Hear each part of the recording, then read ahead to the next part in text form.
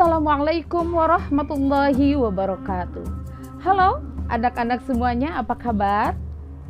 Kabar baik insya Allah ya. Anak-anak ibu yang soleh dan solehah kelas 1 sampai kelas 6 Madrasah Ibtidaiyah Negeri 3 Jakarta. Hari ini kita bersama-sama akan memperingati hari besar yang dinanti-nantikan oleh umat Islam di seluruh dunia, yaitu peringatan Tahun Baru Islam atau yang lebih dikenal dengan Tahun Baru Hijriah yang bertepatan pada tanggal 1 Muharram 1443. Anak-anak ibu yang soleh dan solehah, untuk memperingati acara Tahun Baru Hijriah ini, kita akan mendengarkan ceramah keagamaan yang akan disampaikan oleh Ustaz kondang kita. Beliau adalah Ustaz Haji Muhammad Sulaiman Jamal SS. Namun, sebelum kita menyaksikan ceramah yang akan disampaikan oleh beliau, kita akan menyaksikan dulu lantunan ayat suci Al-Quran yang akan dibacakan oleh ananda kita dari kelas 4B, yaitu Muhammad Fahri Khairul Muzaki. Yuk, kita saksikan. Assalamualaikum warahmatullahi wabarakatuh. A'udzu billahi minasy syaithanir rajim.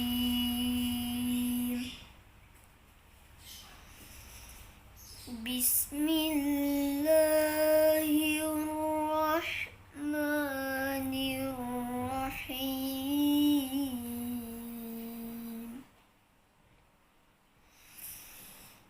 Qad aflahal mu'minun alladzina hum fi salatihim khashi'un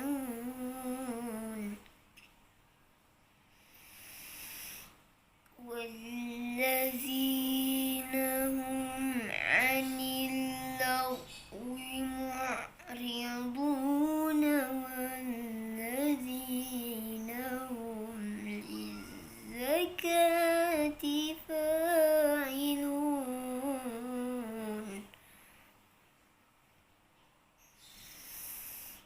walladzina hum li furujihim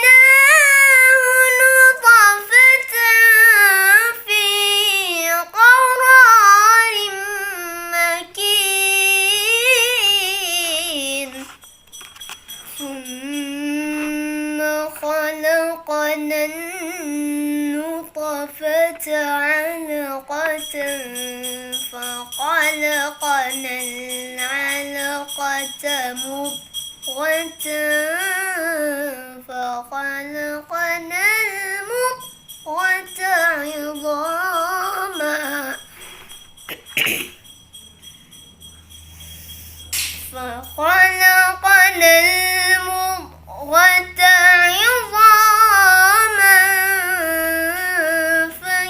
فكسونا العظام لحما فكسونا العظام لحما ثم أنشأناه خلقا آخر فتبارك الله أحسن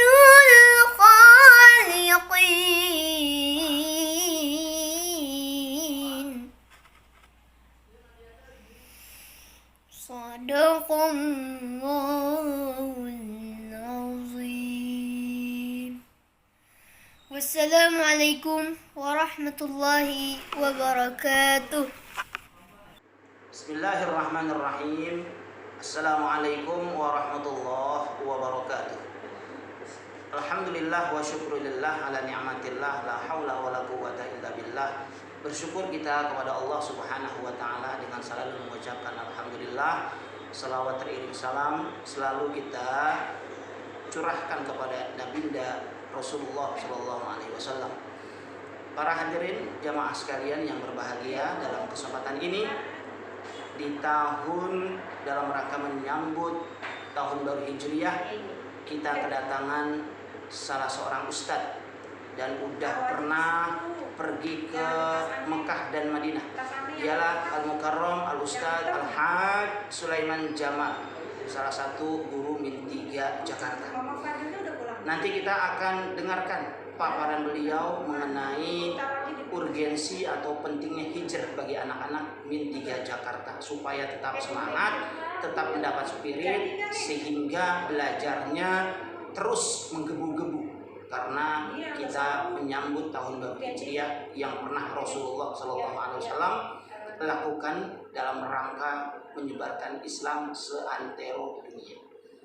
Baiklah, dalam kesempatan ini kita akan minta jawaban tuntas, ya, gamblang oleh Al-Ustadz Sulaiman Jamal.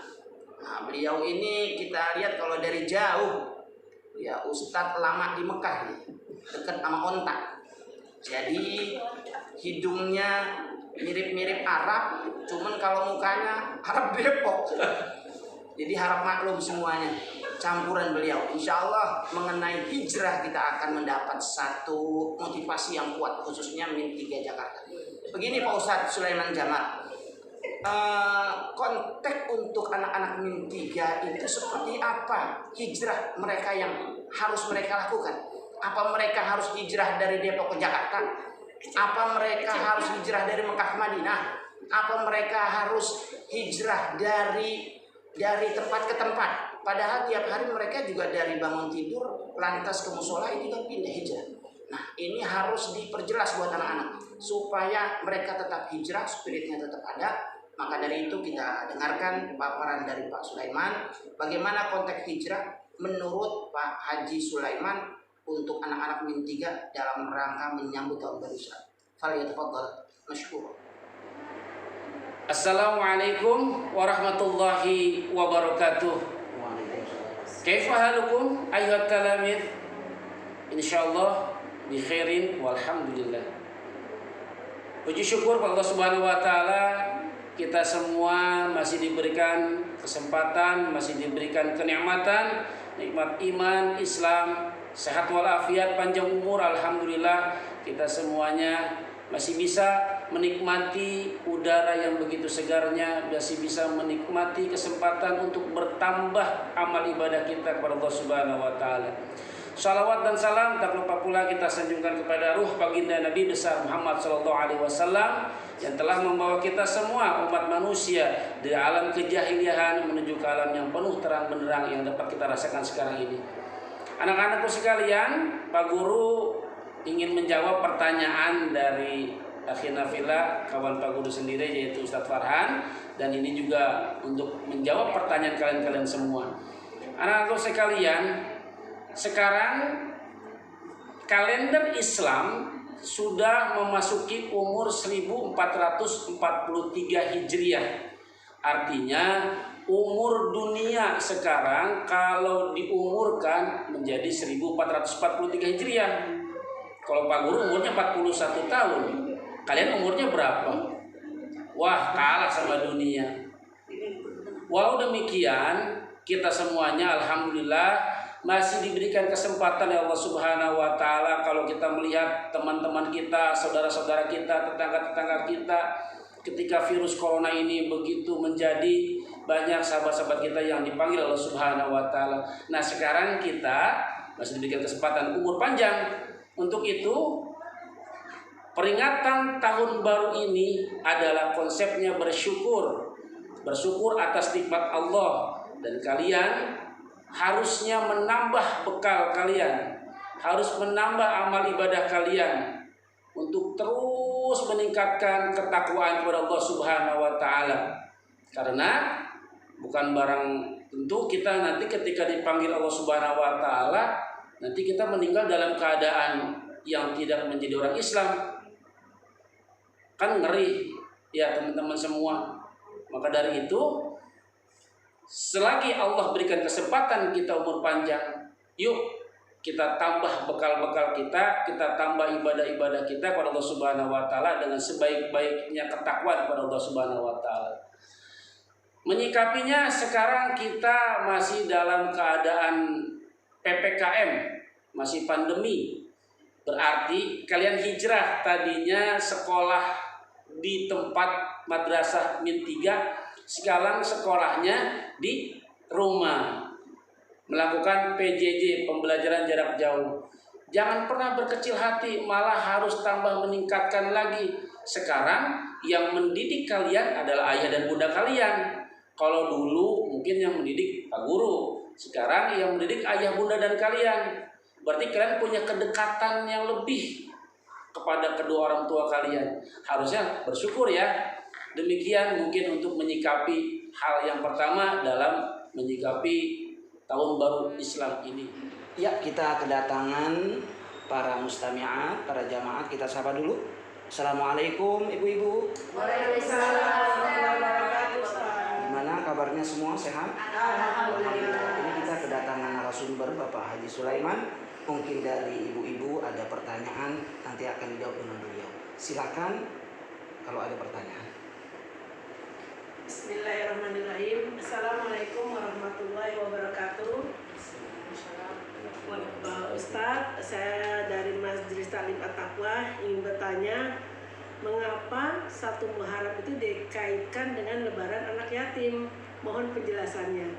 Terima kasih Ustadz. Assalamualaikum warahmatullahi wabarakatuh. Tayyib, terima kasih atas pertanyaannya dari Bunda Nur dari Majelis Taklim At-Taqwa. Kenapa Muharram identik dengan Lebaran anak yatim? Baik, Pak Guru harus bercerita terlebih dahulu. Bulan Muharram adalah bulan yang sangat dimuliakan oleh Allah Subhanahu wa taala. Banyak kisah-kisah yang menarik di dalam bulan Muharram. Dan bulan Muharram juga adalah salah satu bulan yang diharapkan oleh Allah Subhanahu wa taala untuk berperang. Ada 4 bulan yang dimuliakan Allah Subhanahu wa taala. Yang pertama ada bulan Dzulhijjah, ada bulan Dzulqa'dah, ada bulan Muharram. 3 bulan berdekatan, itu bulan yang mulia. Kemudian satu lagi bulan, yaitu bulan Rajab. Semua 4 bulan ini adalah bulan-bulan yang Allah Subhanahu wa taala. Nah, berkaitan dengan bulan Muharram anak-anakku sekalian, jadi dahulu ketika Rasulullah menyaksikan kaum Yahudi berpuasa, lalu Rasulullah bertanya kepada kaum Yahudi, kenapa kamu berpuasa pada tanggal 10 Muharram? Yang sekarang banyak diperingati dengan kalimat Asyura. Nah, peringatan lebaran anak yatim di agama Islam itu biasanya di tanggal 10 Muharram, anak-anakku sekalian. Nah, ketika itu Rasulullah menyaksikan umat Yahudi berpuasa karena dia mengatakan bahwa kami telah diselamatkan oleh Allah Subhanahu wa taala ketika dikejar oleh Firaun. Maka kami berpuasa pada hari ini. Rasulullah menjawab, kamilah yang lebih berhak daripada kalian untuk berpuasa.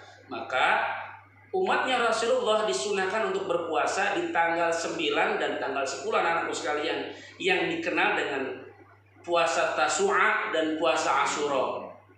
Nah, kemudian kenapa dikaitkan dengan lebaran anak yatim? Ini kisahnya kepada cucunya Rasulullah SAW, yaitu Sayyidina Hasan dan Husain, anak daripada Sayyidina Ali radhiyallahu anhu. Beliau meninggal dalam sejarah dikatakan itu di tanggal 10 Muharram.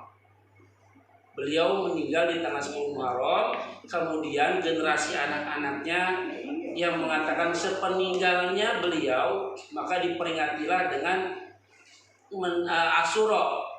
Nah, itu dijadikan simbol sebagai lebarannya anak yatim, karena anak atau cucunya Rasulullah wafat, kemudian anaknya dari Sayyidina Hasan dan Husain pun menjadi yatim, dan itulah oleh umat Islam sendiri, oleh bukan dari Rasulullah tapi dari tabi'in, berarti kaum tabi'in yang mengidentikan bahwa 10 Muharram menjadi lebarannya anak yatim. Dan mohon maaf kalau kalian kenal dengan yang namanya Syiah, nah itu disebutnya Yaumul Asyura. Banyak hal-hal yang mohon maaf, banyak yang berkaitan dengan Asyura itu oleh Syiah itu menjadi dipukul kepalanya, dan itu bukan ajaran Islam, anak-anakku sekalian. Maka waspadalah dengan ajaran Syiah ini. Kita menjadi ajaran Ahlussunnah wal Jamaah hanya disunahkan untuk berpuasa tanggal 9 dan tanggal 10 Muharram. Dan di tanggal 10 Muharramnya, kalau kita memiliki rezeki, yuk kita santunin teman-teman kita, sahabat-sahabat kita yang telah meninggal ayahnya. Itu disebutnya anak yatim. Insya Allah dengan menyantuni anak yatim, nanti kata Rasulullah, saya dengan pemelihara anak yatim hakada seperti ini. Jadi nempel tuh sama Rasulullah, bersebelahan nanti di surga. Amin ya rabbal alamin. Demikian yang bisa saya jawab. Terima kasih. Sudah dipaparkan tadi dengan narasumber, dan yang terakhir ini kita masih belum puas ini karena masih ngambang pemahaman kita. Maka kita tanya kepada narasumber, kenapa ini Pak Ustadz Sulaiman tanggal 1 Muharram ini dicanangkan ya sebagai tahun baru Islam? Ya, kenapa tidak di bulan-bulan yang lain? Supaya kita lebih paham, lebih jelas, maka kami minta paparan dari Pak Ustadz, siapa yang mencanangkan tahun baru Islam dalam sejarah tersebut. Falyatafadhal mashkur. Tayyib, terima kasih atas pertanyaannya Ustadz Farhan. Sebenarnya yang ditanya sama yang bertanya, lebih paham yang bertanya. Tapi berhubung saya ditanya, insya Allah saya akan menjawab. Jadi anak-anakku sekalian, kisah Muharram ini berawal daripada Khalifah Umar bin Khattab, Khalifah Rasyidin yang kedua. Ketika itu umat Islam masih gamang. Kita mengkalenderkan kisah-kisah ini dari mana? Nama-nama bulan pada saat itu sudah ada. Muharram, Safar, Rabiul Awal, Rabiul Akhir, sudah ada. Namun pada saat itu masih dikaitkan dengan tahun-tahun kejadian. Seperti Rasulullah ketika lahir disebutnya tahun gajah. Rasulullah ketika melakukan Isra Mi'raj disebutnya tahun tahun kesedihan. Belum ada istilahnya tahun 1, tahun kedua, tahun ketiga, dan seterusnya. Nah, pada zaman Khalifah Umar bin Khattab inilah baru Khalifah ini mencanangkan bagaimana tanggal 1 tahun 1 bulan 1 itu dijatuhkan pada bulan Muharram, yang diambil dari kisahnya hijrahnya Rasulullah dari kota Mekah ke kota Madinah.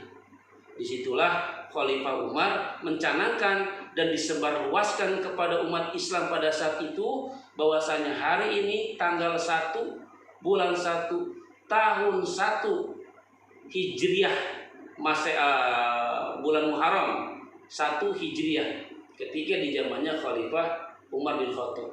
Dan seterusnya generasi-generasi seterusnya melanjutkan perjuangan yang baik ini, mengkalenderkan tanggal 1 bulan 1 itu dijatuhkan kepada peristiwa hijrahnya Rasulullah dari kota Mekah ke kota Madinah. Masya Allah, kalau cerita hijrahnya Rasulullah, kenapa kita juga harus mengambil ibroh, mengambil pelajaran daripada perjalanannya Rasulullah. Rasulullah itu pada saat di kota Mekah mengalami bullying, kalau kata anak-anak, mengalami intimidasi, dakwahnya enggak tersebar dengan baik. Banyak umat-umat Islam pada saat itu disiksa, dianiaya oleh para bangsawan-bangsawan kaum kafir Quraisy. Kemudian Allah memerintahkan Rasulullah untuk berhijrah. Nah, mulai deh satu persatu umatnya duluan hijrah. Umatnya duluan hijrah ke kota Madinah, baru setelah umatnya berpindah, baru Rasulullahnya sendiri hijrah. Dan itu pun terjadi sesuatu yang pelik lagi. Sayyidina Ali menggantikan posisi tidurnya Rasulullah. Rumah Rasulullah sudah dikepung. Ketika Rasulullah keluar dari rumah, itu udah pasti nanti terbunuh oleh para pemuda-pemuda kaum kafir jahiliyah yang memang ditujukan untuk membunuh Rasulullah. Namun atas izin Allah Subhanahu wa taala, ketika Rasulullah keluar dari rumah, Rasulullah bisa keluar dengan selamat. Terus melakukan hijrah, berhenti dulu memang, istirahat dulu di Gua Sur, kemudian terus dia hijrah ke kota Madinah, sampailah di kota Madinah selamat. Dan ketika berpindah di kota Madinah, umat Islam menjadi lebih kuat, umat Islam menjadi lebih kokoh. Maka dari itu, momen hijrah inilah yang diambil oleh Khalifah Umar, bahwasanya umat Islam ketika memang stuck, dia tidak ada kemajuan, tidak ada perubahan, maka yuk hijrah dari yang tadinya buruk menjadi yang lebih baik, yang tadinya malas menjadi lebih semangat, agar hidupnya menjadi lebih baik dan menjadi bertumbuh. Sebab itulah yang dicita-citakan oleh Rasulullah SAW. Demikian yang bisa Pak Guru jawab. Saya serahkan kembali kepada moderator. Terima kasih. Alhamdulillah wa syukurillah. Demikian kita sudah mendengarkan panjang lebar paparan dari guru kita Al-Mukarram Al-Ustaz Sulaiman Jamal tentang hikmah hijrah. Begitu juga kepada ibu-ibu atas kehadirannya. Mudah-mudahan tetap semangat dan bisa bersilaturahim lagi pada event-event tertentu. Amin ya rabbal alamin. Dan yang terakhir, Pak Guru hanya memberikan 3 kesimpulan dari paparan narasumber. Yang pertama, ya bagi anak-anak min 3, tetap semangat belajar di rumah. Dalam kondisi apapun, semangat sebagaimana spirit hijrah yang Rasulullah contohkan. Yang kedua, tetap memiliki rasa kasih sayang kepada anak-anak yatim. Ya, anak yatim itu adalah anak yang sudah ditinggal oleh bapaknya dan masih kecil. Sehingga kalau dalam Al-Quran itu kita termasuk orang yang mendustakan agama kalau kita tidak cinta dan sayang kepada kita.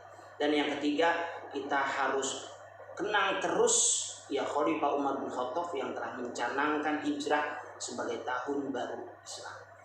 Demikian 3 kesimpulan dari Bapak selaku moderator. Insyaallah ketemu dalam PHB yang lain. Dan akhirnya kita tutup dengan baca hamdalah. Assalamualaikum warahmatullahi wabarakatuh.